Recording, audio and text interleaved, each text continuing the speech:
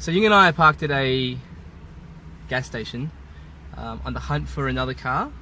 And this all came about because we don't have enough cars. Pretty much. So we decided it would be ridiculous of us both to buy another car, because that would make... Ridiculous. Well, yeah, Stupid. it would be 4 cars. So instead, we've decided to really test the boundaries of our friendship and buy a joint car, which we plan on drifting and tracking. Yep. So we're looking at a couple of Sylvias today. Yep. S14, S13. And we'll be providing our first video blog together, talking about the benefits of the 2 cars that we're looking at. Correct. Hilarity ensues. So why do we need another car?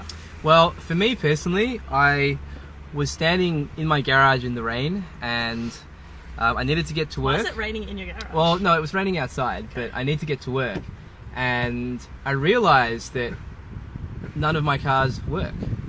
And it's really just silly because, you know, the whole idea is to have N+1 redundancy, where +1 is one more car than you actually need. And at that point in time, I needed a 4th car. So this is where this is coming from for me. For me, I've decided that tracking starlets is probably not the best thing to do because they keep exploding. So similar position to Cam, 3 cars, all in varying states of decay. So the only answer to having lots of broken cars is to buy another car. Correct. So here's our test drive of car number 1, which is a, what year is it? 1990? It is a 1995 Nissan S15, no, S14 Sylvia, because Sylvia ownership went so well for me the last time. Yes. And the time before that. I'd like to draw attention to the Kenwood equalizer subwoofer leveling system thingy. That, my friends, in the aftermarket world is what they call ICE. And now we are just about to approach the main road. We've been through small back streets at the moment. You came in! I must have it. So we haven't really had a chance to bang it yet. Why am I in a Sylvia?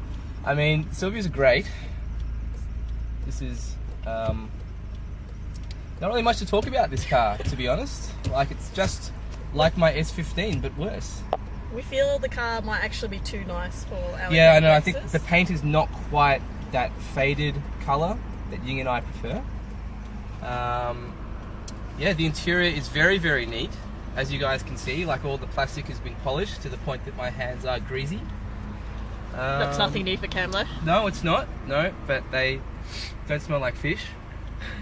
We have to edit that. We have to edit that out. Yuck. We can put that in the bloopers. Yeah. Right, the speed test. It's a red light.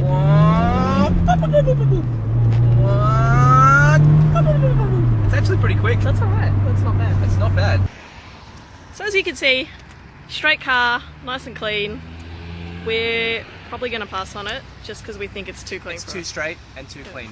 I feel that this car, I would feel bad if I put this car into a wall.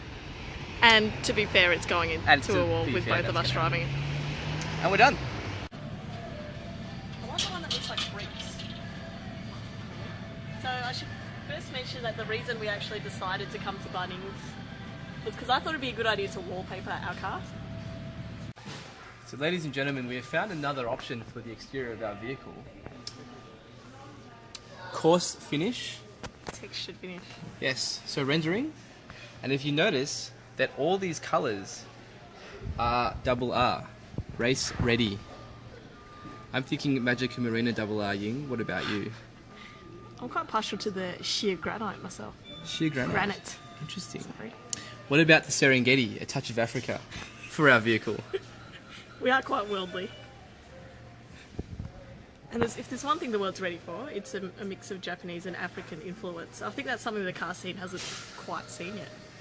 And maybe they don't want to see it, but we're going to bring it to them. We are. These boards are actually double-sided. Yes, that one. Rosella Flower, Nissan Sylvia. NS, good. So what I think we should do, if we just paint, like not even paint, just grab, just swatch the car. As in just cover the car in swatches? Yes. So we just kind of fade it from the front to back with just swatches. And the best part of this idea is that is free. These sponge finish. Yeah.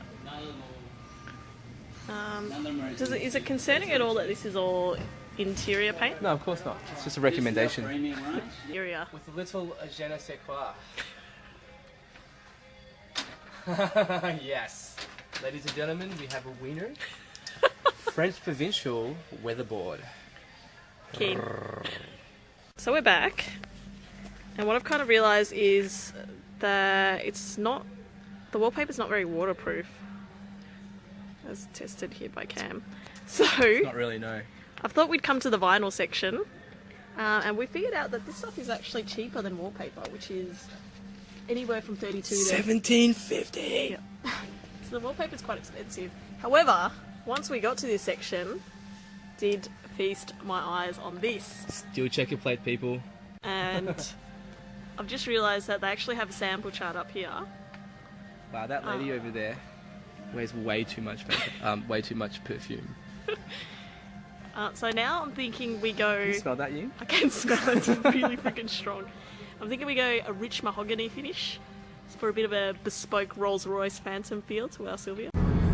So girls and boys, we are now on our way to see the next vehicle after a quick stop off at Masters to assess what sort of exterior wallpaper we need for the car.